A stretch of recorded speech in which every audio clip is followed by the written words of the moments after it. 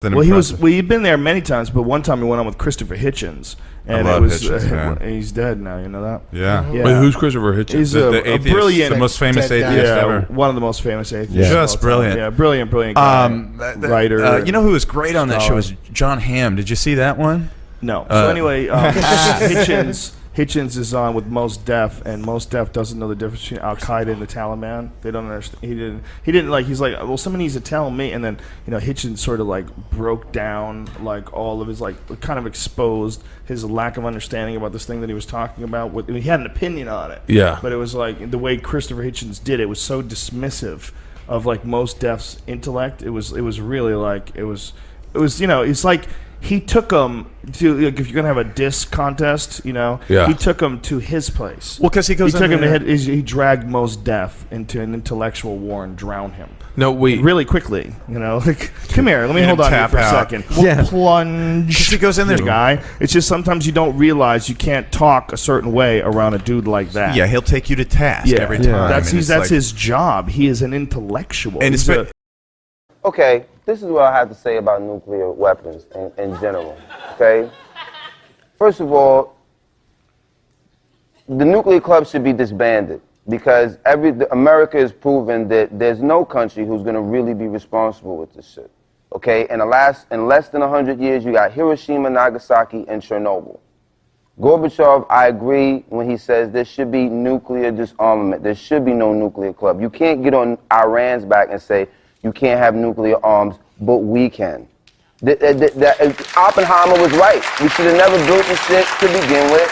It was wrong. We haven't learned our lesson. And now, Oppenheimer's prophecy is coming to be fulfilled because when countries like Iran or other countries, which their argument is, why can't we? If you can, then why not I? Because we don't have the same type of politics, or because we're odds on certain things. The Iranians deny that they are trying to go nuclear. Right, and they say that they're doing it for... They've sworn on a stack of Qurans that they do not want this program for weaponry. So why does no one believe them? I'm pleased to see you're just assuming that they're lying. Why does no one believe them? They're tearing up every treaty they've ever signed. They make nonsense of non-proliferation, nonsense of the UN, nonsense of the International Atomic Energy Authority. If the U.S. can have one, I agree with you. I think Britain can have one, then why not Iran? I think they're lying. What type of example is it for us to dictate these terms to other nations?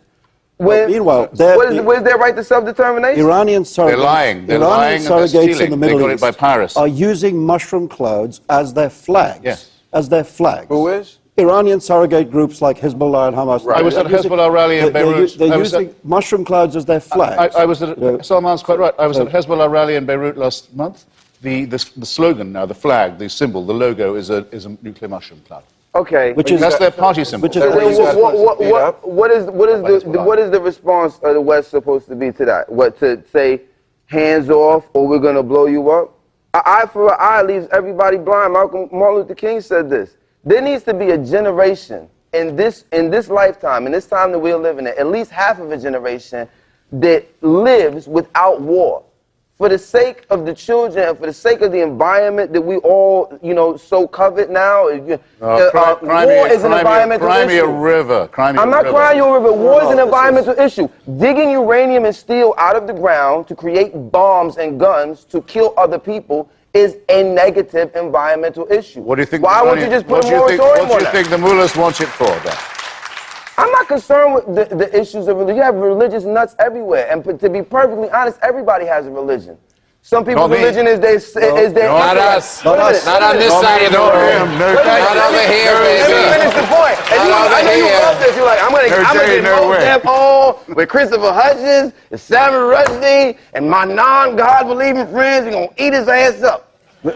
Cornel West can't save you now, Mos Def. Man, your ass seems to be fine. Anyway, but listen, I'm saying this. No bites in there. Philosophically, everybody has something that they're completely 10 fingers, 10 toes devoted to.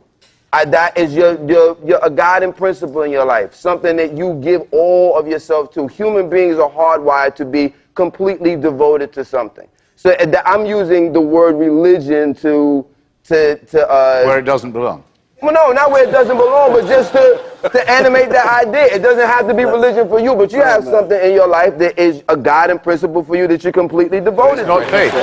Right here. That's what it is. It's not. So your faith may be It's not not a having matter faith. of. It's not a You matter may of be faith, an man. evangelical It's not- atheist, but that's fine. All right, I don't all think right. that that's the Most issue. Def, let What I'm me- saying is Whoa.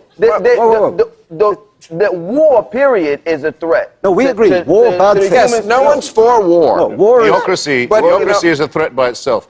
Theocracy plus nuclear weaponry is a terrifying threat. Mr. Definitely, can I call you that?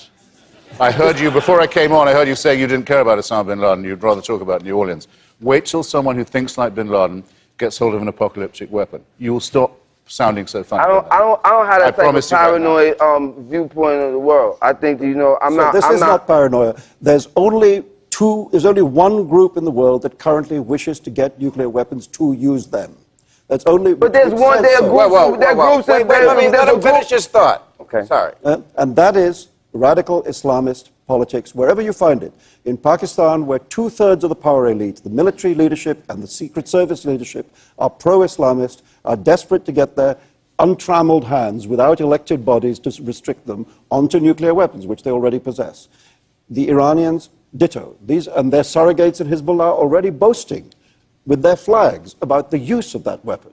You know, there's nobody else in the world who possesses a nuclear weapon that's talking about wanting to use it. It says they use it, but the as people soon who as they got it. invented the technology to be able to use the nuclear weapon did against the advisement of the creators of the device in the first place, and they created one of the hugest human catastrophes in human history. Yes. So I'm saying, as Did a you means see- of, if you want to disarm Iran or these groups that you're so concerned about, it would seem that you would lead by example and say, I don't even use these weapons anymore. So that's why it's illegal for you to do so. And it's well within... You didn't listen to Mr. Rushdi's point. It's a shame you didn't.